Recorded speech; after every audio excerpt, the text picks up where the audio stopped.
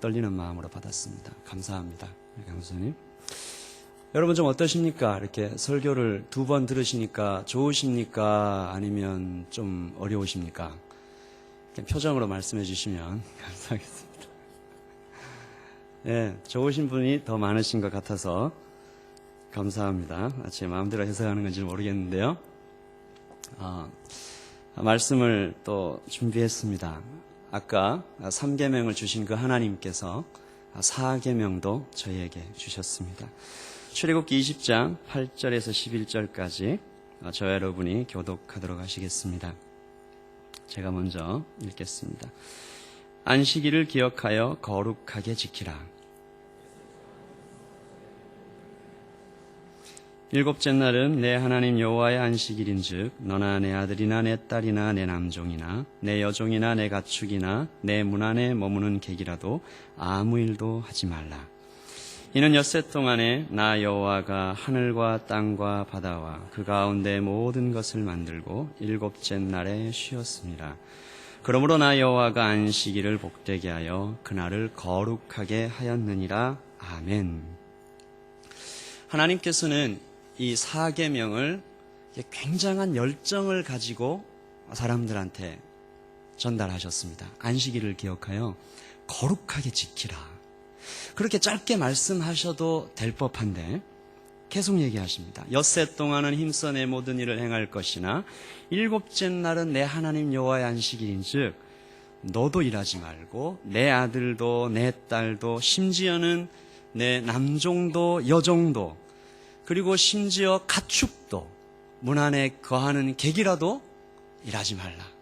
이 하나님 여호와의 안식일을 지키라라고 얘기하시면서 너무도 중요하게 어떤 목사님 이렇게 얘기하시더라고요. 패션을 가지고 그렇게 이 말씀을 전하셨다라고 말씀하십니다. 이 날은 왜 이토록 중요한 것일까요? 이 날은 왜 이토록 여호와 하나님께서 기억하여 지키라, 거룩하게 지키라, 복되게 하였다.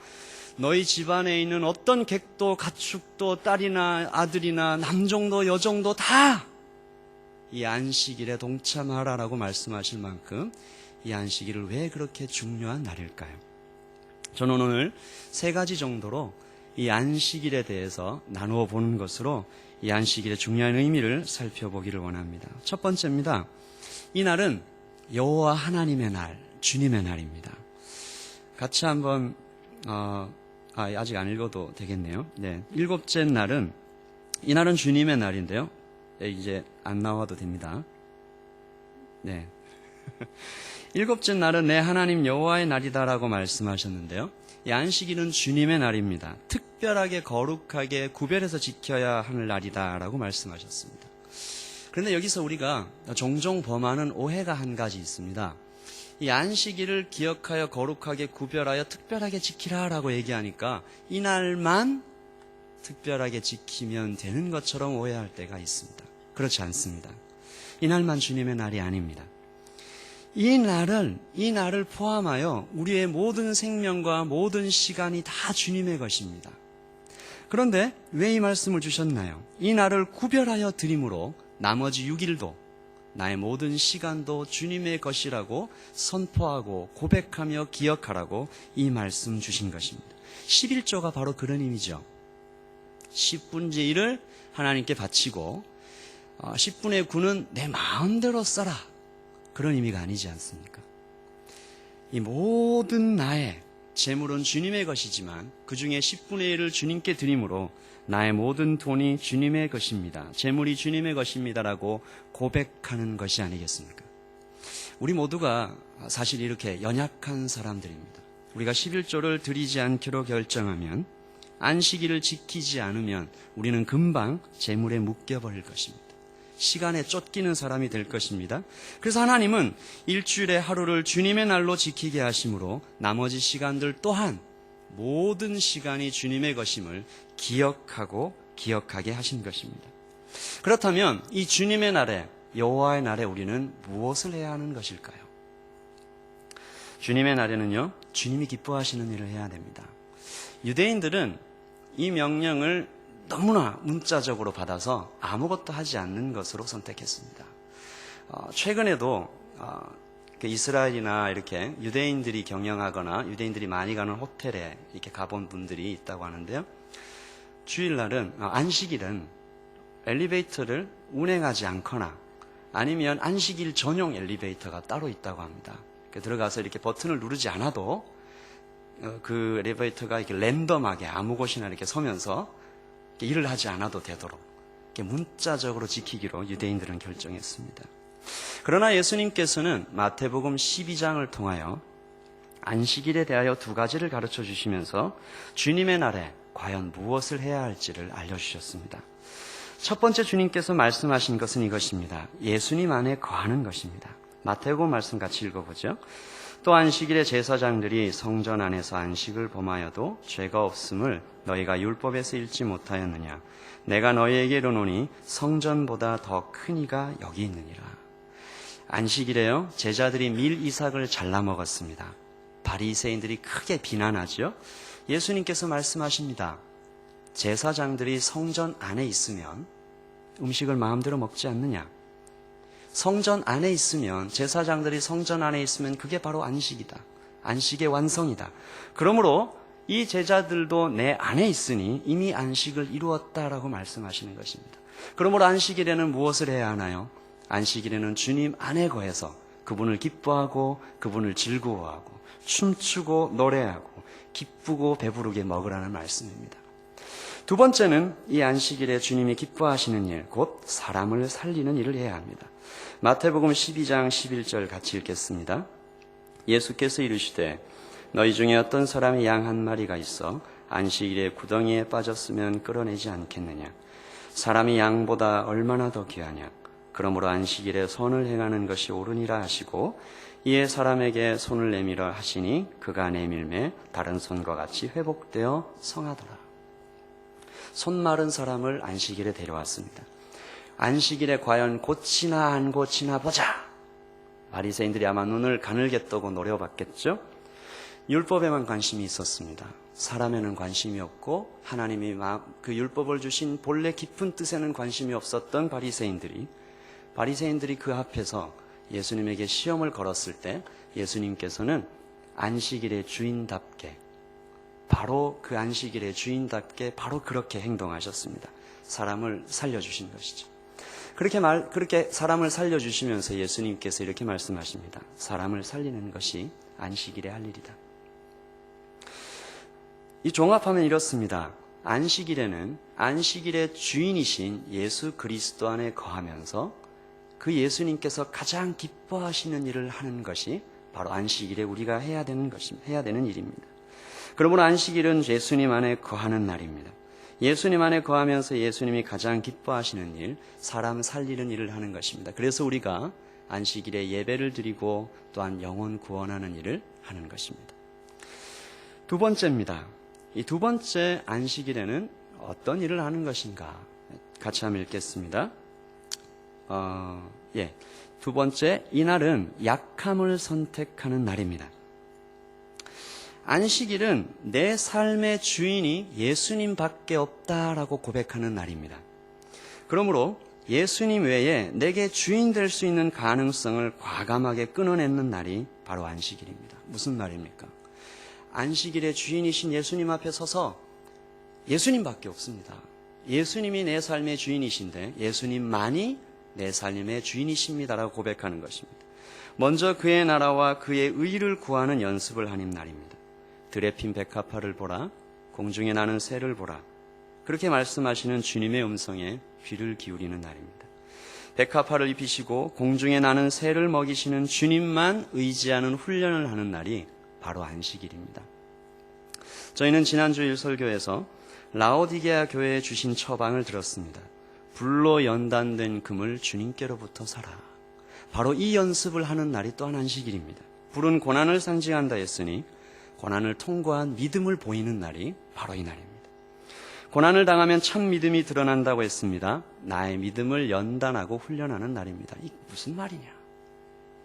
안식일에 주님 이외에 나의 주인이 될 만한 그 모든 것을 끊어내는 것은 과연 실제적으로 무슨 말이냐? 내일 시험이 있는 학생이 시험 공부를 멈추고 온전히 주님 안에 거하고 주님이 기뻐하시는 일을 하는 날입니다. 하루 일하면 수백 불, 이 안식일에 주일에 하루 더 일하면 수백 불을 벌 수 있는데, 아니 수천 불을 더 벌 수 있는데 일을 멈추고 주님 앞에 무릎을 꿇는 날입니다. 무릎을 꿇고 말합니다. 주님, 주님만이 나의 주인이십니다. 삶의 목적이십니다. 저는 저를 위해서 공부하는 것이 아닙니다. 저는 저를 위해서 돈을 버는 것이 아닙니다. 그렇게 고백하는 것입니다. 그래서 이날은 약함을 선택하는 날입니다. 사랑하는 성도 여러분, 현대는 도시의 논리가 주장하고 있는 시대입니다. 도시의 논리는 뭡니까? 강함을 숭배하는 것이죠. 이것은 니체가 주장했던 초인 사상입니다. 강함, 뛰어남, 더 많은 것, 더 멀리. 그러나 우리는 약함을 선택해야 한다고 성경은 계속 말씀하십니다. 약함이 왜 중요하죠? 약함은 필연적으로 누군가를 의지하게 만들기 때문입니다. 안전지대를 떠나라, 광야에 머물라, 이런 말씀 많이 들어보셨죠? 약함을 선택하라는 것입니다. 왜 그렇습니까? 주님만 의지하기 위해서입니다. 우리가 강할 때는 주님 의지하기 정말 쉽지 않음을 발견합니다. 이 말씀 전하면서 가슴 아픈 사실은, 제 마음을 계속 아프게 하고 어렵게 했던 사실은요, 이 약함이, 제가 이 말씀드리는 이 안식일에 약함을 선택하는 이 약함이 곧 생존의 문제로 연결되는 분들도 있다는 사실입니다. 그날 일하지 않으면 먹고 살 수가 없는 분들 있을 수 있을 것 같습니다. 하나님 이해하실 것 같습니다. 어렵게 새로운 직장을 구했는데 주일에 일하지 않으면 안 된다는 것입니다. 이럴 때 성도는 무엇을 선택해야 할까요? 그런 상황에 처한 성도에게 설교자는 무슨 말을 해야 할까요? 비록 약함이 죽음을 의미한다 할지라도 우리는 그 약함을 선택할 수는 없는 것일까요? 김동호 목사님께서 자주 쓰시던 예화 하나를 소개하려고 합니다. 그 예화에는 제 고향인 김천이 나오기 때문에 아주 귀에 쏙 들어와서 오랫동안 기억하고 있는 예화인데요. 김천에 한 설렁탕 집이 있었습니다. 오늘 오시는 손님마다 예수님을 대접한다, 그런 마음 가지고 대접했습니다. 그러던 어느 날 이 설렁탕 집에 재료가 좋지 않게 들어왔습니다. 아무리 끓여도 정말 이 뽀얀 물이 나오지 않고 누런 물이 계속 나오는 것입니다. 다 버렸습니다. 그리고 고민을 하기 시작하는데 직원이 오늘 하루만 여기다가 프림을 탑시다. 프림을 타면 국물이 다시 뽀얘지니까 오늘 하루만 그렇게 합시다. 그 사장님 그렇게 하지 않고 문을 닫아 걸고 앞에다가 씁니다. 오늘은 설렁탕 재료가 좋지 않아서 장사를 할 수 없습니다. 저는 장사를 해보지 않아 알 수 없지만 하루에 얼마를 포기했는지 모르겠습니다. 뉴질랜드 돈으로 수백 불인지 수천 불인지 알 수 없습니다. 그러나 많은 손해를 받겠죠. 그 손해를 선택하고 약함을 선택하고 주님 앞에서 그렇게 선택한 김천의 어느 설렁탕 집 주인. 다음 스토리가 대박입니다. 사람들이 그 앞에 설렁탕을 먹으러 왔다가 그 표지판을 보고, 아니 요즘도 재료가 좋지 않다고 문을 거는 주인이 있느냐, 입소문을 타고 그 집은 그야말로 대박이 났다고 합니다. 또 하나 예화 소개하려고 합니다. 박성수 사장님 아시지요? 이랜드 부도위기를 맞았습니다. 앞문도 막히고 뒷문도 막히고 옆문도 막혔습니다. 그때 이랜드 사목이신 한 목사님의 설교 기억났습니다. 앞문도 막히고 뒷문도 막히고 옆문도 막힐 때 하나님께서는 하늘문을 여십니다. 그 말씀 기억하고 좀 더 버텼습니다. 기적적인 일이 일어났죠. 외국 자본이 들어와서 회생했습니다. 무슨 말입니까? 성도가 약함을 선택하고 주님만 붙잡을 때 비로소 하나님께서는 그 약함을 통해서 역사하기 시작하신다는 것입니다. 그래서 가슴 아픔을 마음에 안고 있으면서도 저는 여러분에게 감히 도전하는 것입니다. 그 약함이 생존의 문제와 연결이 된다 할지라도 성도가 약함을 선택할 수는 없는 것일까? 안식일에, 주일에 내일이 시험이라 할지라도 내가 그 시험 공부를 멈추고 주님 앞에 무릎을 꿇을 수는 없는 것일까? 이 하루를 더 일해서 수백 불, 수천 불을 더 번다 할지라도 왕 되신 주님 앞에 무릎을 꿇고 돈이 아니라 주님이 나를 먹이십니다. 그렇게 선택할 수는 없는 것일까? 물론 주일에 일을 해야만 하는 직업이 있을 수도 있겠습니다. 경찰이나 의사 같은 직업을 가진 분들 말입니다. 이분들에게 제안합니다. 일주일에 하루를 따로 떼어서 그날을 안식일로 지켜 약함을 선택하시기를 바랍니다.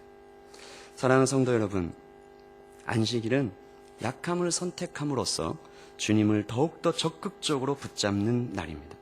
주님밖에 없습니다. 제게는 앞문도 뒷문도 옆문도 막혔으니 하늘문밖에 없습니다라고 간절히 기도하는 날이 바로 그 날입니다. 바로 그때 왜 약함이 가장 강함을 의미하는지 우리는 경험하게 될 것입니다. 어떻게 내가 하나님만 의지했는데 나는 복을 받고 있는 것일까? 나가도 복을 받고 들어와도 복을 받고 광주리와 떡반죽 그릇이 복을 받고 나의 자녀들이 복을 받게 되는지 우리는 경험하게 될 것입니다. 사랑하는 성도 여러분, 이런 복을 마음껏 누리시기를 예수 그리스도 이름으로 축복합니다. 그러므로 세 번째, 이날은 복된 날입니다. 출애굽기에 이 말씀하시지요. 나 여호와가 안식일을 복되게 하여 그날을 거룩하게 하였느니라. 이 날은 복된 날입니다. 하나님께서 이 날을 특별히 복된 날이다라고까지 명시하시면서 이 날을 축복의 날로 말씀하십니다. 이 날은 어떤 날입니까? 이 날 쉬는 날이지요. 그야말로 쉬라는 명령을 받은 날입니다. 반드시 쉬라. 그러나 우리가 하나님께 명령을 받을 때 기억해야 할 사실 하나는 하나님께서 주시는 명령은 소극적이든 적극적이든 반드시 필연적으로 축복을 포함한다는 것입니다. 이 말씀 축복입니다. 안식일은 축복입니다. 우리에게 복된 것입니다. 두 가지 의미에서 이 날은 복된 날인데요. 첫 번째로 안식일은 왕의 잔치에 참여하는 축복의 날입니다. 하나님께서 6일 동안 세상의 모든 것을 만드시고 일곱째 날에 쉬셨습니다. 일하시던 하나님께서 창조를 완성하시고 자리에 앉으신 것 같은 모습입니다. 그리고 초청하죠. 나의 안식에 동참하라. 신명기에 이 말씀 주십니다. 같이 읽겠습니다. 너는 기억하라. 내가 애굽 땅에서 종이 되었더니 내 하나님 여호와가 강한 손과 편팔로 거기서 너를 인도하여 내었나니 그러므로 내 하나님 여호와가 내게 명령하여 안식일을 지키라 하느니라. 신명기에는 하나님의 좀 다른 모습이 나옵니다. 어떤 모습입니까? 왕과 같은 모습입니다. 강한 손과 편팔로 자기 백성을 인도하여 구출해내시고 끝까지 인도해서 여기까지 오게 하신 분, 대신 싸우시는 강한 왕과 같은 모습.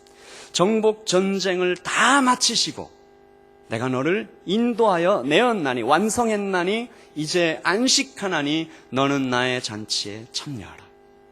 나의 왕의 안식에 참여하라. 그렇게 초청하시는 것입니다. 여러분, 무비보셋이라는 인물을 아십니다. 요나단의 아들이지요. 사울 왕조가 몰락할 때 유모가 급히 안고 나가다가 떨어뜨려서 발을 절게 되었습니다. 오랫동안 숨어 지냈습니다.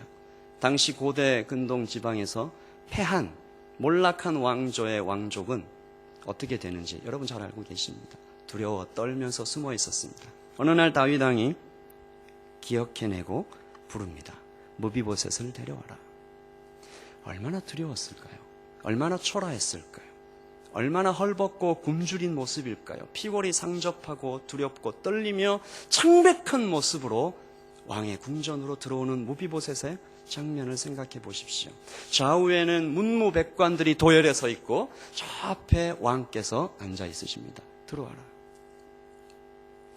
옆에 있는 사람들은, 군사들은, 관리들은 다리를 절뚝절뚝 절며 피골이 상접해 있는 그 무비보셋을 어쩌면 비난하듯이, 어쩌면 경멸하듯이 이렇게 데리고 들어오다가 왕께서 이렇게 얘기하십니다. 내 왕의 식탁에 올라오라. Come to the table. 그리고 너는 이제부터 영원토록 평생토록 내 왕의 식탁에 앉아 먹으리라. 무슨 말입니까? 여러분, 그 왕정시대에 왕의 식탁에 앉아 함께 먹는다. 이것이 무엇을 의미하는지 아시겠습니까? 하나님께서 바로 우리들을 그 왕의 식탁으로, 왕의 안식으로 초청하시는 것입니다.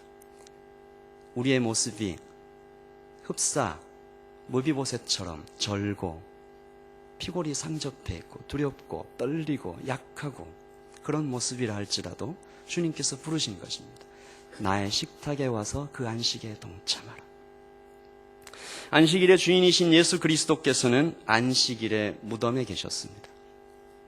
그리고 안식 후 첫날 새벽에 그 무덤을 깨시고 안식을 완성하시고 부활하심으로 우리 모두를 주님의 안식으로 초청하십니다. 그래서 교회는 안식 후 첫날 새벽을 새로운 안식일, 즉 주일로 선포하고 함께 즐거워하는 것입니다. 이것이 여러분에게 얼마나 축복입니까? 이 안식일 날 여러분은 왕의 잔치에 동참하여 그 안식으로 부르심을 받는 것입니다. 두 번째로 이 날이 왜 축복입니까? 이것은 사람에게 정하신 6일이라고 하루 쉬는 것이 사람의 신체 리듬과 모든 것에 지으신 목적대로 쉬는 것이 맞기 때문입니다. 간단하게 얘기해서 실제로 쉴 때, 잘 쉴 때 더 잘 일할 수 있다는 것입니다. 링컨이 이런 얘기를 했습니다. 나에게 나무를 자르는데 10일의 시간을 준다면 나는 8일을 도끼를 고르는 데 쓰겠다. 도끼를 갈고 고르는 데 쓰겠다라고 얘기합니다. 쉼이 얼마나 중요한지 얘기하시죠. 러시아인들이 실험했습니다. 6일이라고 7일째 쉬는 것이 비생산적이다. 바꾸자. 그래서 9일이라고 10일째 쉬는 것으로 바꿨습니다. 생산성이요 형편없이 떨어졌습니다. 고민하다가 다시 하나님의 창조 질서로 다시 되돌린 그런 경험이 있습니다. 저는 1년 반 전부터 짐에 가서 운동을 하는데요. 처음에는 멋모르고 매일 갔습니다. 그래서 몸살 나고 고통을 많이 겪다가 책 보니까 하루 운동하면 하루 쉬라 그렇게 돼 있더라고요. 쉴 때 더 잘 일할 수 있고 우리 하나님의 창조 질서에 부합할 때 우리는 정말 축복된 경험을 할 수 있게 될 것입니다. 말씀을 맺으려고 합니다. 안식일은 어떤 날입니까? 안식일은 주님의 날입니다. 그분 안에 거하면서 그분이 주인 되시고 그 주님 안에 들어가서 즐거워하고 마시고 기쁘게 축복하고 서로를 함께 즐거워하며 그리고 주님의 눈이, 주님의 발이, 주님의 손이, 주님의 마음이 어디로 향해 있느냐, 뭘 기뻐하시느냐 잘 헤아려 그 일하는 날입니다.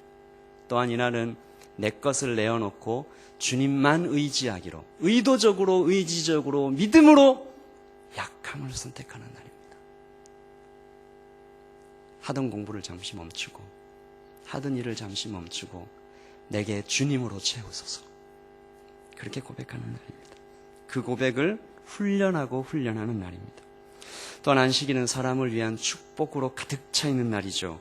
주님께서 완성하신 그 안식으로 초청되어 그 안에서 쉬면서 큰 힘을 얻고 다시 새로워지는 날입니다. 이민사회에 지치고 많이 쓰러져 있으실지도 모르는 우리 성도님들께 이 안식으로, 주님의 안식으로, 주님의 이름으로 초청합니다.